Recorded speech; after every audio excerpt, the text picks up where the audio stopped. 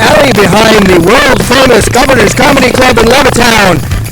Listen to Put Up, Shut Up, or Stand Up with your host, Don Sill. Yeah!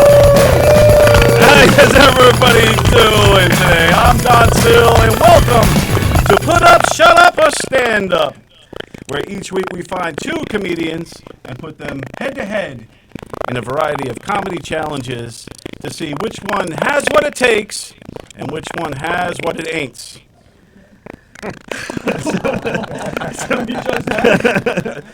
So to help us here tonight, we have a panel of three industry veterans who will help us judge this comedy face-off.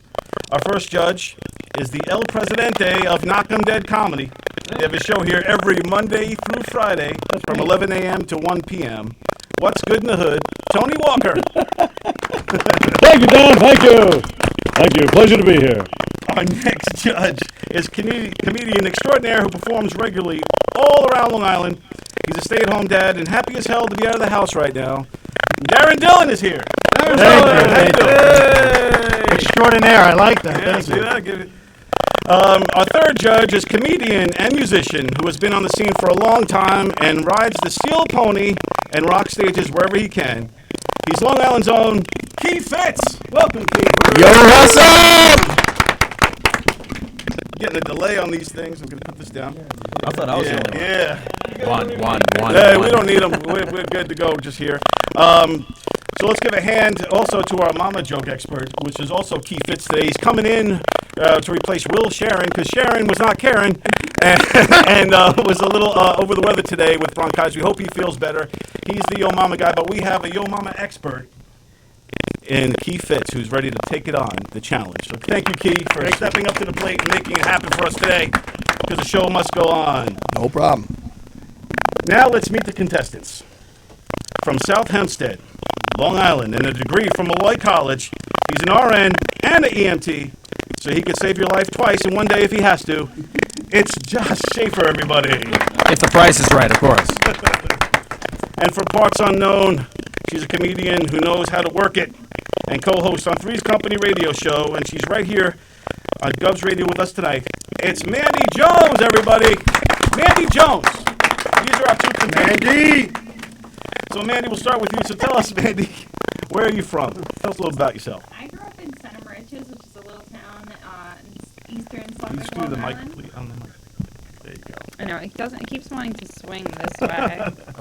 Just want to make sure that all of our listeners could hear you. But you said Riches? Yeah, Center Riches. Like I said, that's eastern Suffolk, Long Island. Yeah, I know Suffolk pretty well. And then I went to Stony Brook University.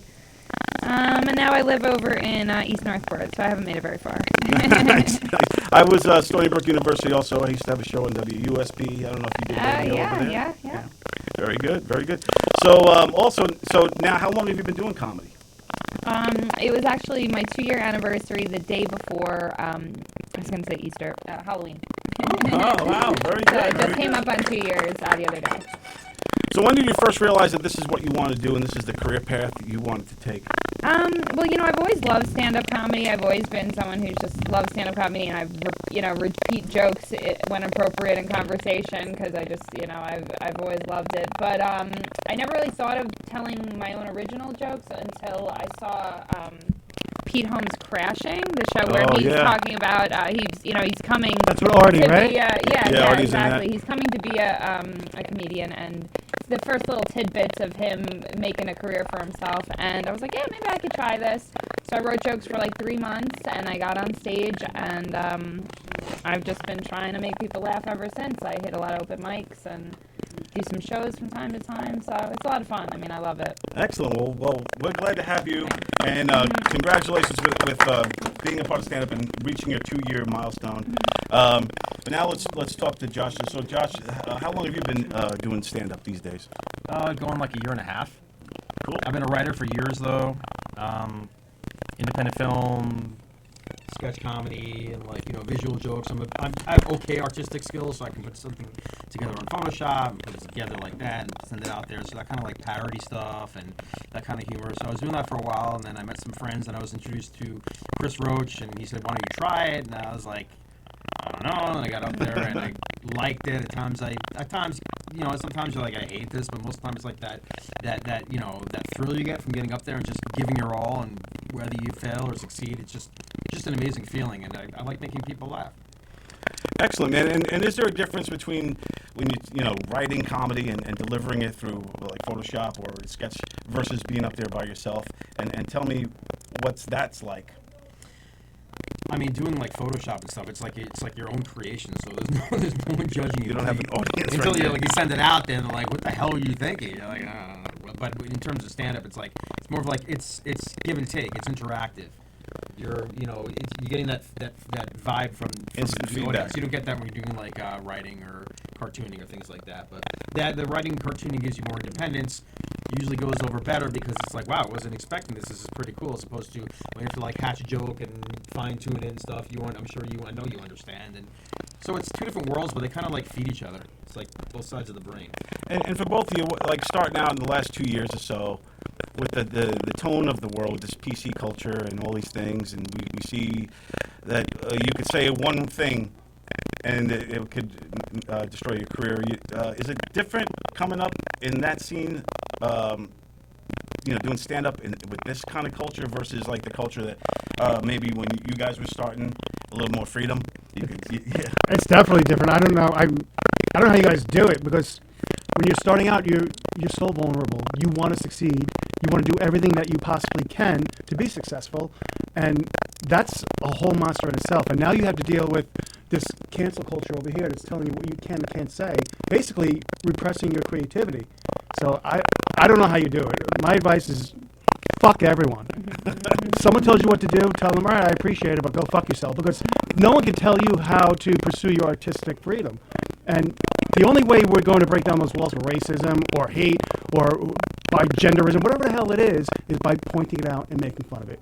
You have to confront it and talk about Right. it. And to talk about it, sometimes you have to confront it head on. So you have to tackle that subject in a way that you know, the PC police might not always You got to challenge it. Yeah, It's right. scary, but when you're scared, if you have a bit and you're like, oh, I don't know how this is going to go over, fucking do that bit. Because that's the one that's going to be separating you from everyone else.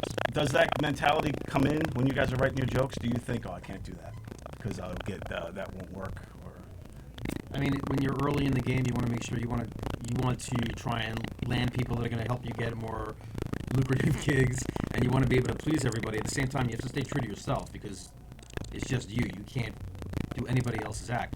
Now, I mean, I pretty strongly lean to the left, but in terms of the comedy atmosphere, it's like, you know, you're in a comedy club, you know, there's going to be some really offensive stuff going on. So, I mean, when I hear like a joke that might make me cringe, I'm not going to tell this person they can't tell that joke. It's like I might say, whoa, that was going a bit far, but I'm not going to tell them you can't tell it. That's part of their act, so I'm not going to silence it.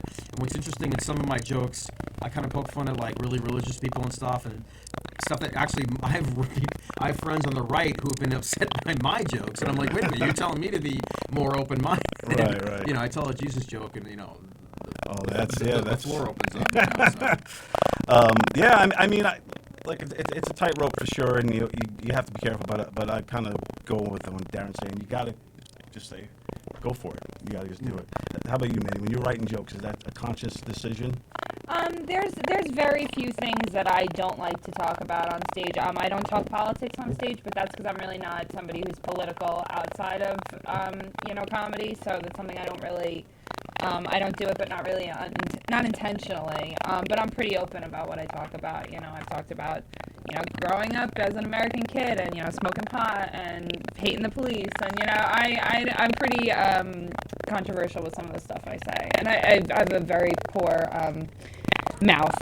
So the F-bomb is constant in my set. So it's just who I am. I can't change for the act.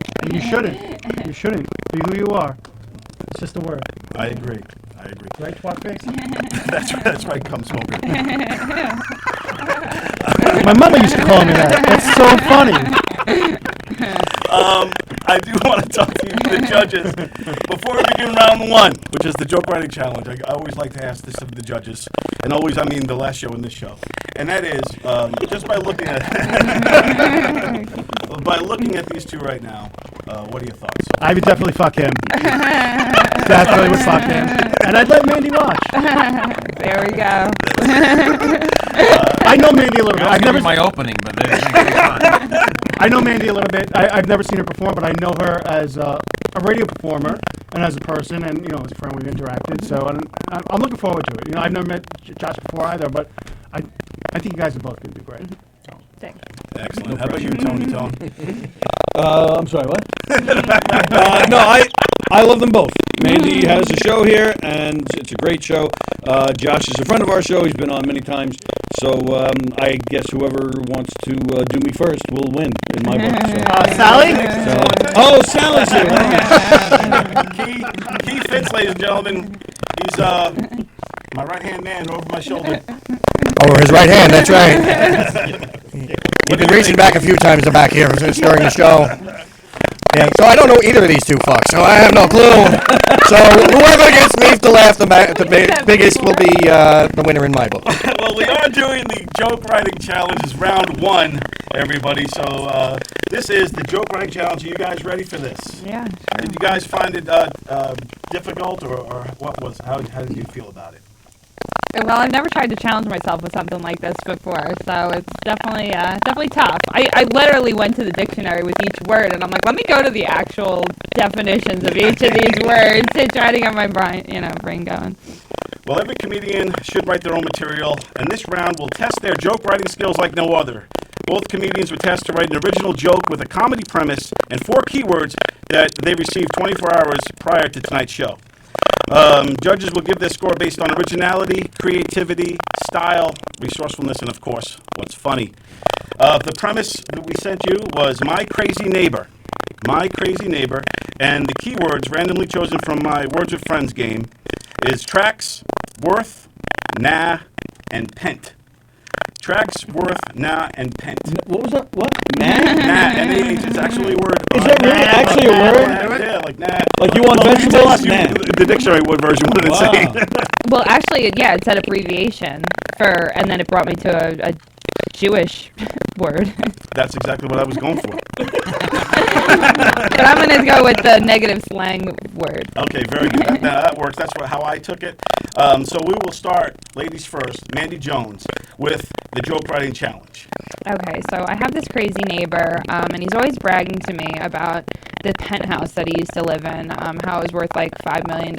And it's like, dude, you live in your mom's basement in Deer Park now, so I don't really get that.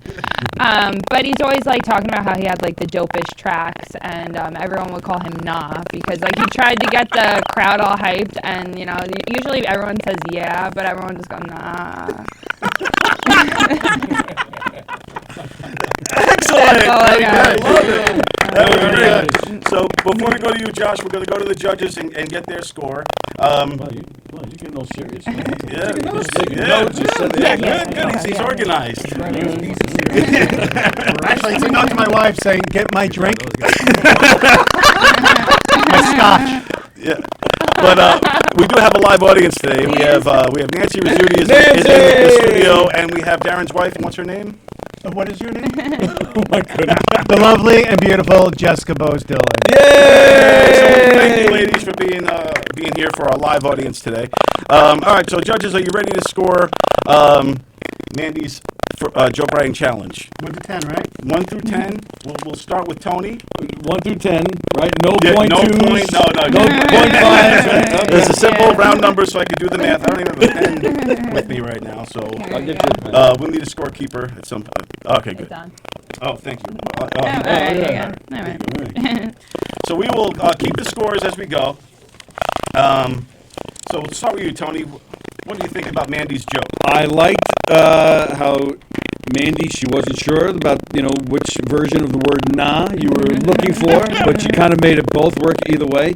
I liked there was a whole big setup involved, and everything was good. I'm generous, so I'm giving Mandy a 10 on that. Yeah. A big fat 10 right there. Thanks. Excellent. All right, Darren, what do you say, buddy? The thing I like the most about Mandy's joke is the believability, and she owned it as far as I believe she had the neighbor she had this conversation with. Which to me, that's the most important part of selling material. coming across as natural, not fabricated, not I got a wacky premise. I really believe that you've had this conversation with him, which I really thought was great. The joke, I mean, joke writing's tough, especially when you just get a word. Like, here's this word, it's really tough. You did a good job. I don't know if I could have done as good a job. Overall, I'm going to say, laugh-wise, along with the premise, I'm giving you a 6. All right. But I really, really liked how you were connected to it. And I feel that if you kept going with that, that could really turn into something. So don't just throw it away after the show. I'm serious. Show the 6 to the camera. So Oh, I'm sorry. legitimately. Sorry, Very good, very good. That's a good score. Thanks. That's good. Key, what do you say, buddy? Well, I like the fact that you actually went to the dictionary to look for it. I like the fact that you did use all the words that you were supposed to and get involved with the fact that, like Darren was mentioning, how you didn't have the right or one way or the other, so you used them both.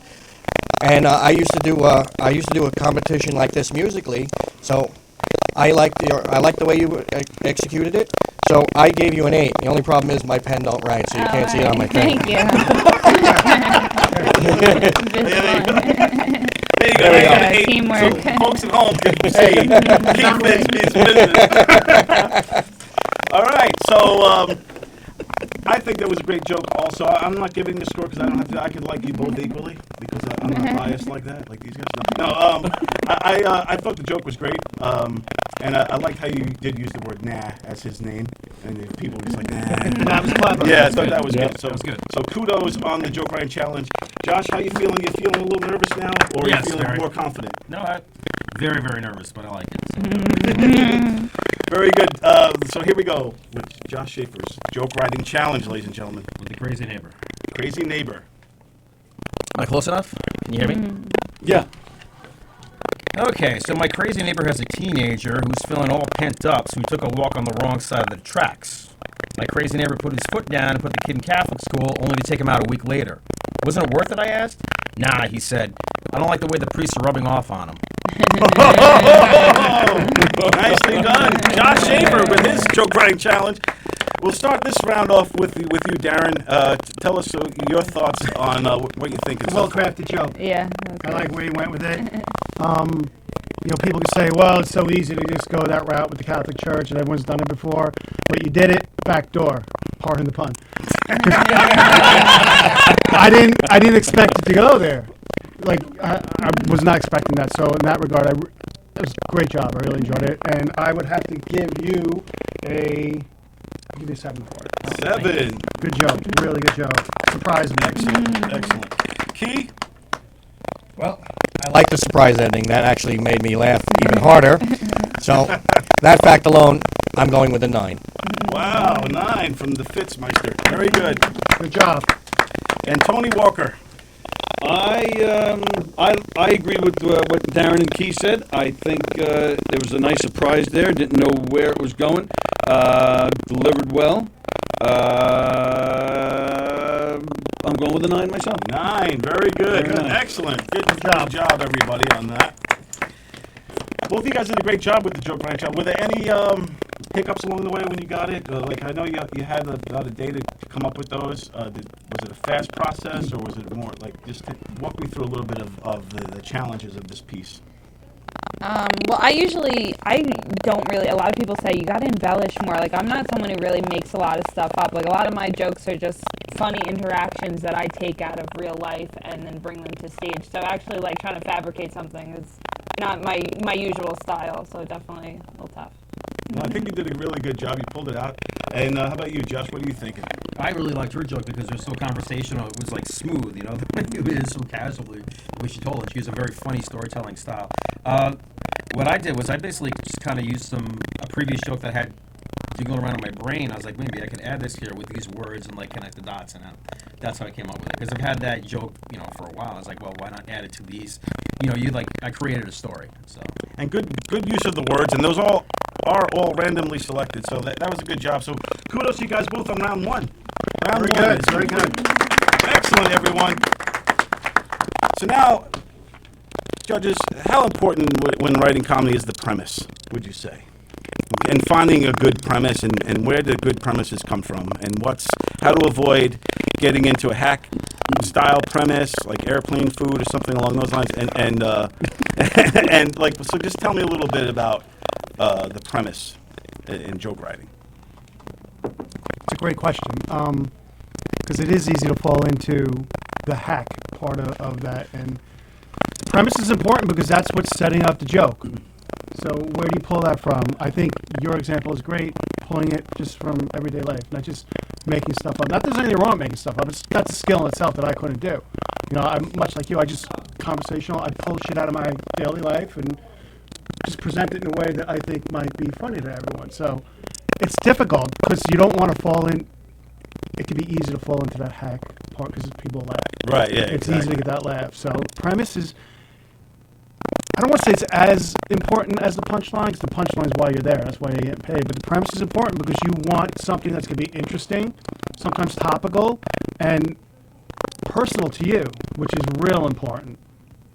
That's Right. my opinion. I agree.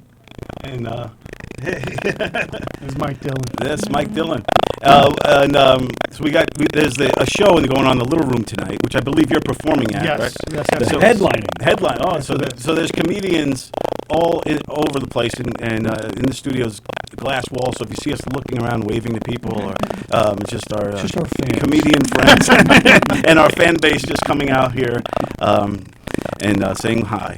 So Tony, with the premise thing, what's your take on finding a good premise? Is it something that you think about, or are you more like in the line of like going with your normal life and then the premise just comes natural? Well, no, I agree with what Darren said. You could easily end up in the hack territory. And for the kind of comedy that I write, being that I'm not stand-up, I have a comedy troupe that I work with. It's a little different for us because we're not just doing setup punchline. You know, we have a whole scripted show, and there's a whole plot involved. But I identify with the line of thinking because it's all comedy at the end. So, and it's hard because it's very hard to stay out of the hack world because you like you said, you think you get a laugh, you think you can just kind of go with it, and you end up staying there. You're not improving. It's tough. I don't know so much about premise, but I think that's why I gave Mandy a 10 over giving Josh a 9, because the whole setup, like Darren said, It felt real. It felt real, and it felt like you were just talking to your buddy, and you get hit with, a couple of jokes. I know writing our shows, we fall into that. Let me write a couple of lines for these people to set up the one laugh joke, right. which it took me years to kind of get through that. And we definitely had shows that were hackish in the beginning. I don't know if that's a word, but I just made it up. I like it. And and it took us years to get to where I think we are, which is at a pretty good level. So yeah, the whole thing is hard, you have to be able to. And we've talked about it. I think we even talked about it last week. You have to be able to take the critique and the criticism, and maybe even a bombing once in a while, because otherwise you're going to think you're good. And that's how you evolve and keep Exactly. growing. You Right, have to have right. those little The things. only way to grow is to bomb. Yeah. It's very Yeah, cathartic. absolutely, sure. Exactly.